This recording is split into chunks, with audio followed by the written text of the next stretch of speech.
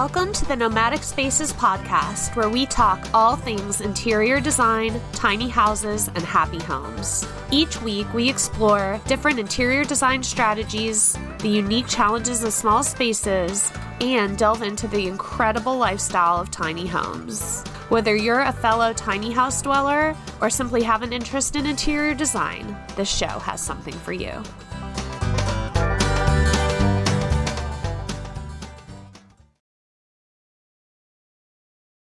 I am your host, Sarah Bronstein, and I live in Asheville, North Carolina with my pup Albus in a vintage travel trailer I renovated into my tiny dream house. I'm a professional interior designer, and I run my own business called Suka Interior Design, and I'm also a licensed realtor with the Asheville Realty Group. Thank you so much for being here. If you like what you hear, please consider leaving a review, hitting some stars, subscribing, and or sharing this show. It's how little shows like this survive. Now, let's get into today's episode.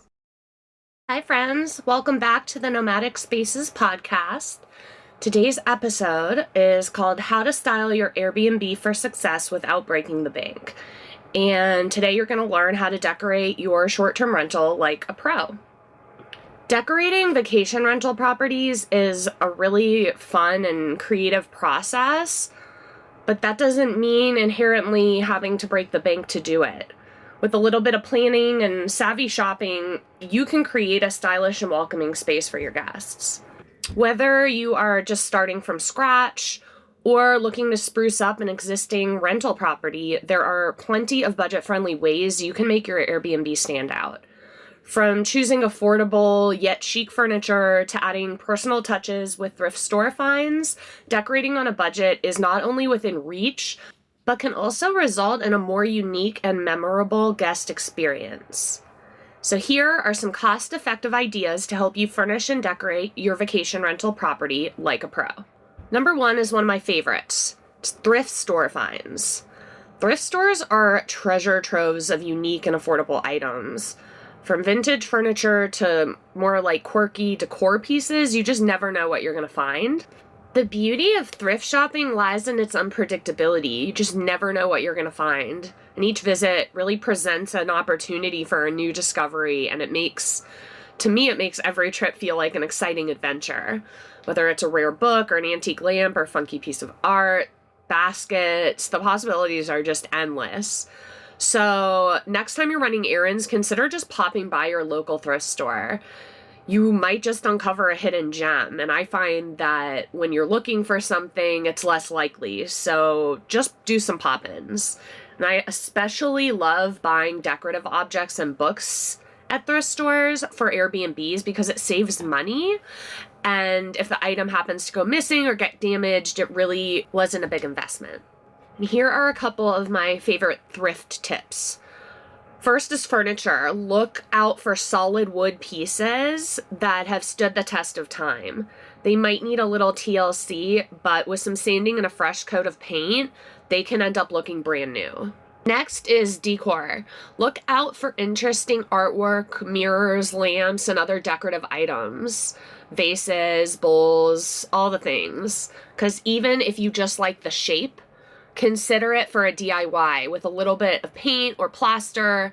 These can really add character to your space and make it feel more personal, all well at a huge savings. Number two is consignment stores. Consignment stores tend to be more discerning about what they take in, whereas thrift stores are commonly accepting most donations regardless of style or wear. So in a consignment store, I would say you might not have to hunt as much as you may in a thrift store. Shopping at consignment stores for interior design, decor, and furniture has a lot of benefits. First, it's an excellent way to find really unique pieces to add character to any room. These stores often carry pieces from various eras and styles, providing a wide range of options. So if you're looking for something just a little bit different, this can be a really great place to look. Second, shopping at consignment stores is a form of recycling, which is good for the environment. So if you're into being sustainable, this is still a way to do that. And instead of sourcing brand new items, creating more products, existing items are given a shot at a second life. And the third reason is these stores typically offer items at lower prices than traditional retail outlets. So this might make it possible for you to decorate your space, spending even less. And lastly, I'll always be plugging supporting local businesses. So if you're able to support a local consignment shop, you're contributing to your local economy and helping small businesses thrive. Number 3 is online resale platforms. Shopping for home decor on resale, secondhand online marketplaces has a lot of benefits. Obviously, it's a great way to save money. Often items are being sold used, so at a fraction of their original price, which is great for rental units because it's going to get a lot of wear and tear from renters anyway. So it's also a really eco-friendly choice, and by buying used items, you're helping to reduce waste and promote recycling. Another reason these platforms really just tend to offer that wide variety of really unique pieces.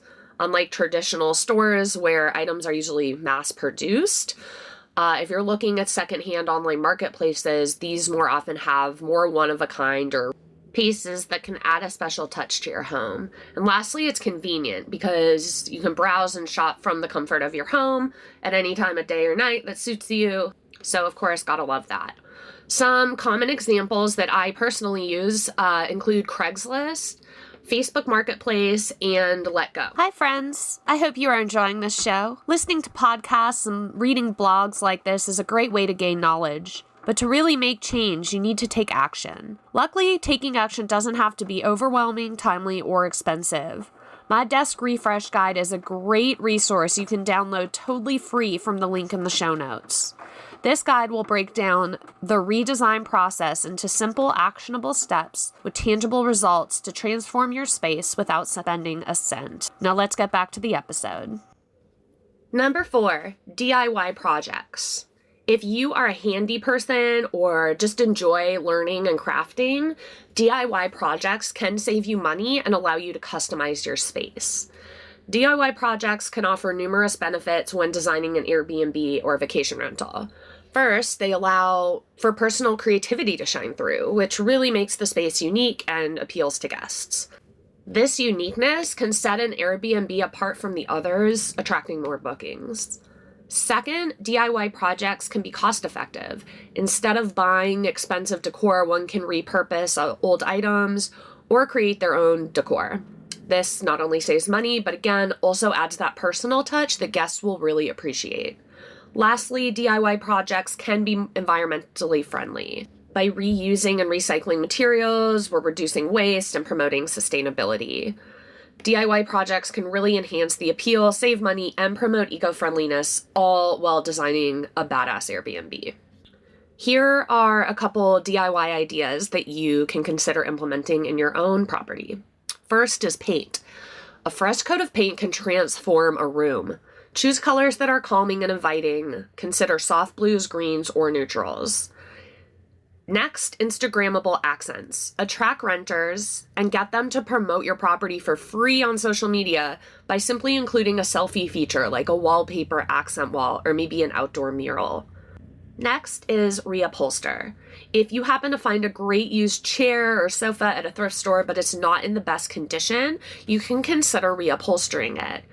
You can also choose a fabric that matches your ideal color scheme and style, which allows you to customize it without having to buy a custom piece new. Next is wall art. Create your own wall art. This could be as simple as framing a beautiful piece of fabric or wallpaper, or painting a canvas yourself if you feel more advanced. Lastly, consider rehab, which is great for tables, nightstands, dressers, vanities, desks, and that type of thing. Look for solid wood pieces that have great bones and that can be sanded down to then restain or paint a new color. You can also consider replacing poles and handles with new hardware, which adds even more character. Just to add a personal little caveat here, when considering one's DIY design skills, I would just urge you to be honest about your skill set.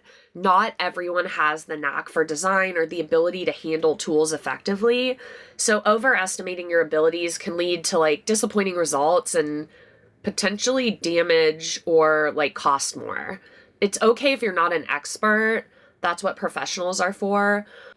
But again, just assess your skill level realistically. And if you're confident in your abilities, by all means, go ahead, get creative, get moving.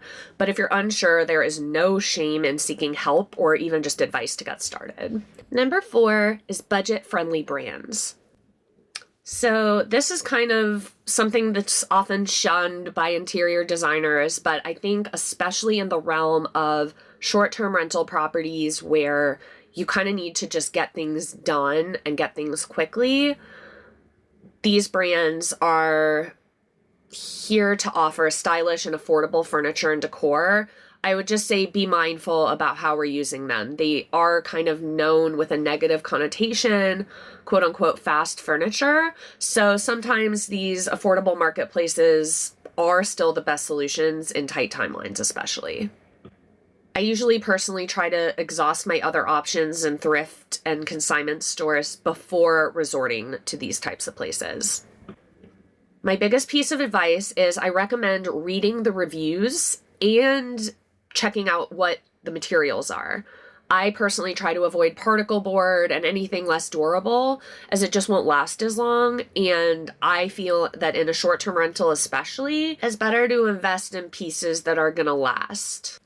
It might be tempting to go with low-cost furniture, but keep in mind the cost of replacements goes beyond just the cost of the new product.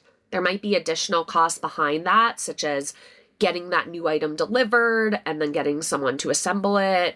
And don't forget about the potential rental revenue you'll be missing if your unit has to be blocked until the replacement is complete, say if it's something like a bed or a sofa. So here are a few of my go-tos. First, IKEA. Already well known for their modern minimalist designs, IKEA offers a pretty wide range of affordable furniture and accessories. Next is Target. They have a home section that, depending on the store, usually has a really great selection of trendy, budget-friendly items. They carry the Magnolia lines and Project 62 and Threshold. These are particularly good for just more timeless, kind of modern, mid-century styles. Next one is Wayfair. This is an online retailer. I'm sure you know it already. They have a huge selection of furniture and decor. They come at various price points, but they do often have good sales, so you can keep an eye out for that. Number 5, mix and match. Don't be afraid to mix and match different styles and colors and patterns. This will give your space a unique, eclectic feel. Just make sure there is some cohesion. Choose a color palette and stick to it, or have a common theme that ties everything together. One of my signature design staples, especially in Airbnbs, is that high-low mix. And a high-low mix in interior design means you're mixing high-end, expensive pieces with affordable, low-cost items. This approach can give your rental property a more unique and stylish look while keeping costs down. For example, you might invest in a quality sofa or bed, as these are more essential for comfort and guest reviews, and then add character with the less expensive accessories like throw pillows and rugs.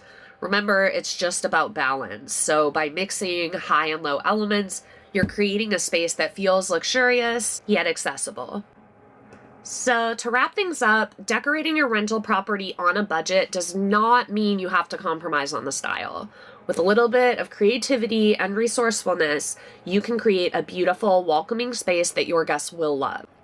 I hope today's episode was helpful and that you found at least a tip or two that you can take into your own rental property. Until next week, take care and home happy. I hope you found today's episode helpful and inspiring. My goal with this show is to help others make changes that transform their space. But just absorbing content, even brilliant content like this, doesn't get results. Taking action does. If you are still listening, you might be ready to fully accomplish your design goals. My challenge to you is commit to taking one action right now before you don't. Taking action might look like booking a design project jumpstart. Or maybe it's signing up for the free desk refresh guide.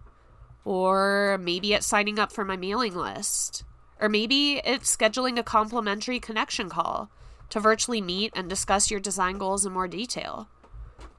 You can find more about all those fun things I just mentioned, as well as reach out to me directly through my website, which is sukkainteriordesign.com. That is SUKKHAINTERIORDESIGN.com. I love connecting, so please don't be a stranger. As always, thank you for tuning in and for being a part of this community. If you liked what you heard on this episode or show, please take a second to like, review, subscribe, and share this podcast with your friends and family. It is truly the easiest way to show support for me and this tiny niche podcast. Until next time, take care and home happy.